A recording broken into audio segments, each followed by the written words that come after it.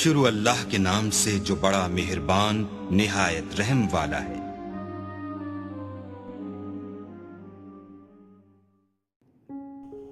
Channel को subscribe करें और बेल नोटिफिकेशन आइकन को प्रेस करें ताकि हमारी हर नए आने वाली वीडियो का नोटिफिकेशन आपके पास बर वक्त पहुँच जाए। शुक्रिया।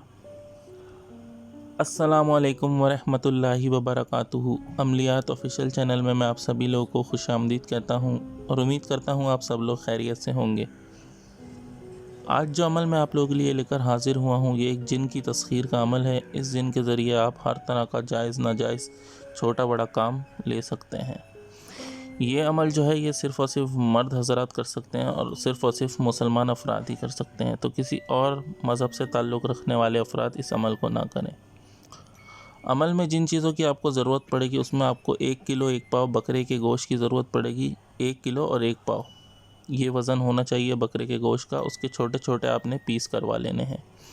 उसके अलावा एक मिट्टी का बर्तन अमूमन उस तरह का होना चाहिए जैसे हिंदू मज़हब में जो लोग होते हैं जिसमें अस्थियाँ बहाते हैं उस तरह का बर्तन होना चाहिए। और एक अदद जो है वो आपके पास नई छुरी होनी चाहिए। छुरी बिल्कुल नई होनी चाहिए जो बिल्कुल भी इस्तेमाल ना हुई भी हो। उसके बाद आप लोगों ने करना यह है कि ये अमल जो है वो आपने चाँद की 3 तारीख को करना है।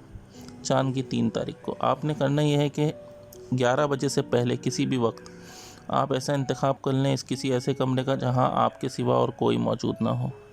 उस कमरे में बैठकर आप लोगों ने वो जो गोश्त है उसको उस बर्तन के अंदर डालना है। उसके ऊपर फिर आप लोगों ने छुरी रख देनी है उसी बर्तन के अंदर, और उस बर्तन का मुंह जो है वो आप लोगों ने लाल कपड़े से बांध देना है। फिर उसको उठाकर आप लोगों ने वो जो बर्तन है जिसमें गोश्त और छुरी है उसको उठा के आपने किसी भी कब्रिस्तान में रख कर आ जाना है। किसी भी कब्र के ऊपर, किसी ऐसी कब्र के ऊपर रखिएगा कि जहाँ उस पर किसी की नज़र ना पड़े।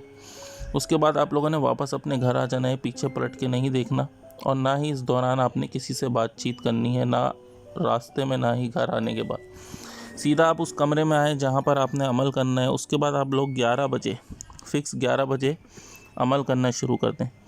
मुँह जो है वो आपका मशरिक़ की तरफ होना चाहिए सबसे पहले आप लोग, और आप बावज़ू हालत में हो, और दूसरा आपके कपड़े वगैरह जो हैं वो साफ़ पाक हों, और उसके अलावा थोड़ी खुशबू भी आप अपने कपड़ों पे लगा लें। 11 बजे फ़िक्स आप लोगों ने अमल शुरू करना है।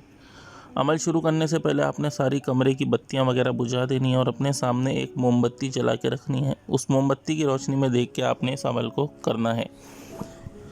तो जैसे ही 11 बजे आप लोगों ने 11 मरतबा दुरूद इब्राहिमी पढ़ना है।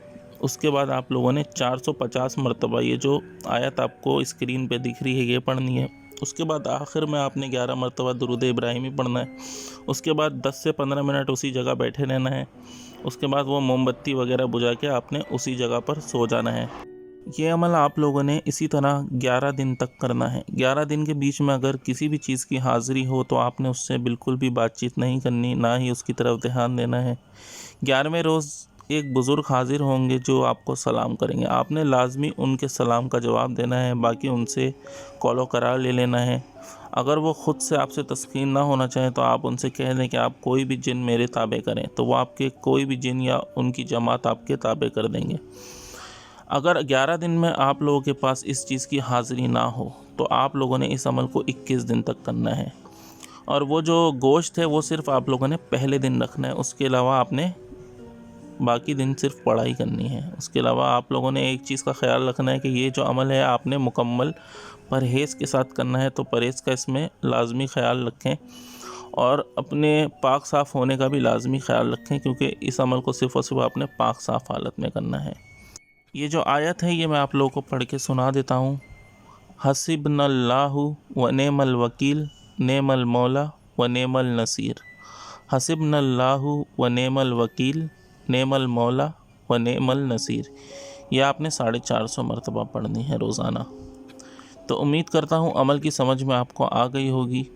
अमल से मुताल्लिक़ आपका कोई भी सवाल हो वो आप मुझसे इंस्टाग्राम पर पूछ सकते हैं। अगर उसके अलावा आपका कोई काम है तो आप मुझसे ईमेल पर भी रब्ता कर सकते हैं।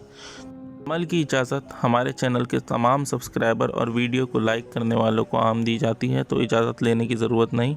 तो इसी के साथ मुझे इजाज़त दीजिए। अपना बहुत ख्याल रखिएगा और मुझे भी अपनी दुआओं में याद रखिएगा। अल्लाह हाफ़िज़।